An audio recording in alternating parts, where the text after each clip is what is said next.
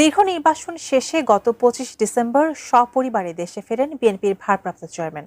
তার এই প্রত্যাবর্তনকে ঘিরে ৩০০ ফিটে গণসংবর্ধনার আয়োজন করে বিএনপি, যেখানে দলটির ভারপ্রাপ্ত চেয়ারম্যানকে এক নজর দেখতে আসেন লাখো নেতাকর্মী, সমর্থক ও অনুরাগীরা।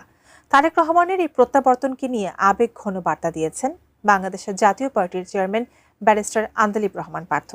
বিস্তারিত জানাচ্ছেন শেখ ফরিদ।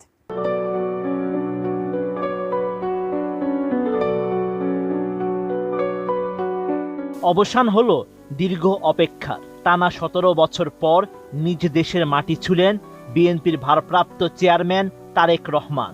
তার প্রত্যাবর্তন ঘিরে উচ্ছ্বসিত গোটা দেশ।